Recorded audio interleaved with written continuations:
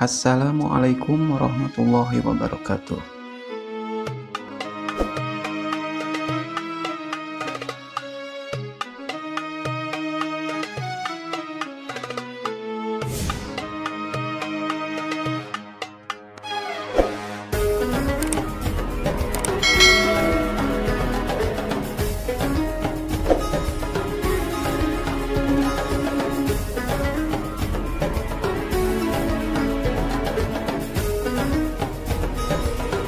Pada abad ke-14 di wilayah Jawa, dikenal 9 penyebaran agama Islam yang kondang dengan sebutan Wali Songo. 9 wali itu tinggal di beberapa daerah penting di sekitar pantai utara Jawa. Strategi dakwah yang digunakan Wali Songo amat bervariasi, tergantung wilayah dan kondisi masyarakat. Sebagian besar dari para penyebar Islam ini beradaptasi dengan luwes agar penyampaian Islamnya diterima oleh masyarakat. Penamaan Wali Songo seringkali dilekatkan dengan wilayah dakwahnya. Akibatnya, sebagian besar masyarakat tidak mengenal nama asli dari masing-masing wali tersebut. Nama-nama Wali Songo berikut adalah 9 tokoh Wali Songo, nama asli, strategi, dan wilayah persebaran dakwahnya. Sebagaimana dituliskan Agus Sunyoto di buku Atlas Wali Songo tahun 2016. Yang pertama, Sunan Gresik. Sunan Gresik atau Maulana Malik Ibrahim dianggap sebagai orang pertama yang menyebarkan Islam di Jawa. Ia pertama kali datang ke desa Sombolo, sekarang desa Laren di Kecamatan Manyar. 9 km dari utara kota Gresik. Strategi dakwahnya dimulai dari perdagangan, yang dilanjutkan dengan pendekatan politik. Sunan Gresik kemudian menjalin hubungan dengan penguasa saat itu. Sunan Gresik juga mendirikan pesantren dan masjid untuk menyebarkan Islam. Keberadaan Sunan Gresik ini menjadi kontroversi. Selama ini, ada perbedaan antara pandangan masyarakat dan fakta sejarah. Sebagaimana dilansir dari NU Online, keberadaan Sunan Gresik tidak diakui secara akademis, namun tetap berkembang sebagai kepercayaan masyarakat. Kedua, Sunan Ampel. Nama asli Sunan Ampel adalah Raden Rahmat. Sunan Ampel lahir pada tahun 1401. Wilayah dakwahnya berada di sekitar Surabaya. Ia juga memiliki pesantren Ampel Denta yang terletak di daerah Denta, Surabaya. Strategi dakwahnya yang terkenal adalah dengan mendidik para dai atau juru dakwah. Kemudian ia menikahkan banyak juru dakwah dengan putra-putri penguasa bawahan Majapahit. Ketiga, Sunan Kudus. Sunan Kudus bernama asli Japar Siddiq. Ia lahir pada tahun 1400. Wilayah dakwahnya adalah di Kudus, Jawa Tengah. Sunan Kudus terkenal tegas dalam menegaskan ajaran syariat Islam. Di masanya, ia dikenal sebagai eksekutor Ki Ageng Panggih dan Syekh Siti Jenar.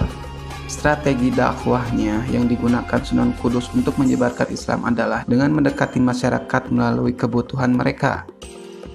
Ia mengajarkan alat-alat pertukangan, kerajinan emas, membuat keris pusaka, dan lain sebagainya.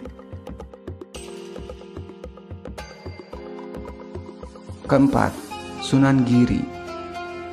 Sunan Giri bernama asli Muhammad Ainul Yakin. Ia lahir pada tahun 1442. Orang tuanya adalah Syekh Maulana Ishak bersama Dewi Sekar Dadu, putri Menak Sembuyu, yang merupakan seorang pengusaha wilayah Balambangan di ujung kerajaan Majapahit. Sunan Giri dikenal sebagai raja sekaligus guru suci. Ia berperan penting dalam pengembangan dakwah di Nusantara. Strategi dakwahnya yang terkenal adalah dengan memanfaatkan kekuasaan, perniagaan, dan pendidikan. Dengan cara dakwah tersebut, pengasuh Sunan Giri mencapai wilayah Banjar, Martapura, Kutai, hingga Nusa Tenggara dan Maluku. Kelima, Sunan Gunung Jati. Sunan Gunung Jati mempunyai sebuah nama asli Syarif Hidayatullah. Ia lahir pada tahun 1448 di Kairo, Mesir. Di Mesir, ia adalah putra Sultan Hud yang pernah menjadi pangeran untuk penerus Raja Mesir. Menggantikan ayahnya, Tetapi ia menolak dan memutuskan untuk menyebarkan ajaran Islam dengan ibunya di wilayah Jawa. Strategi dakwah yang dilakukan Sunan Gunung Jati adalah dengan menguatkan kedudukan politik.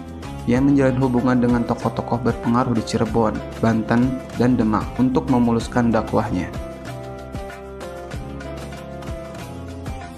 Keenam, Sunan Kalijaga.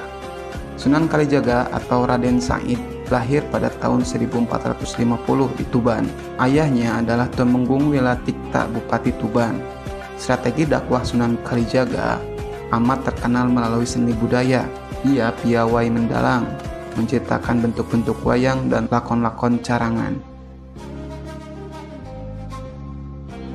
Ketujuh, Sunan Muria.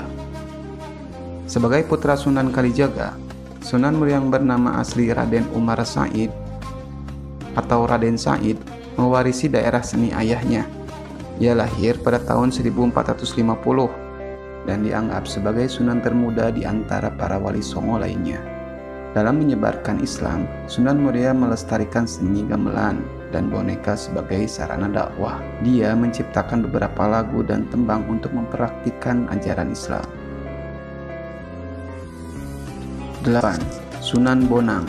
Sunan Bonang lahir pada tahun 1465 serta nama asli Raden Maulana Makdum Ibrahim. Ia adalah putra Sunan Ampel dengan Nyai Ageng Manila. Julukan Sunan Bonang berasal dari salah satu nama desa di Kabupaten Rembang, yaitu Desa Bonang. Sunan Bonang dikenal amat pandai dalam ilmu fikih, usuluddin, tasawuf, seni, sastra, arsitektur, dan lain sebagainya. Wilayah dakwahnya adalah daerah Kediri. Di sana ia mengajarkan Islam melalui wayang, tembang, dan sastra supistik. Karya sastra terkenal yang diubah Sunan Bonang adalah Suluk Wujil. 9. Sunan Derajat. Sunan Derajat memiliki nama asli Raden Qasim atau Syarifuddin. Ia lahir pada tahun 1470 dan merupakan putra bungsu Sunan Ampel dengan Nyai Ageng Manila. Wilayah dakwahnya berada di Paciran, Lamongan. Strategi dakwahnya terkenal dengan pendidikan akhlak kepada masyarakat. Di Paciran, Sunan Derajat mendidik masyarakat untuk memperhatikan kaum fakir miskin. Ia menjunjung tinggi kesejahteraan umat. Selain itu, Sunan Derajat juga dikenal dengan pengajaran teknik membuat rumah dan tanduk. Wallahu a'lam.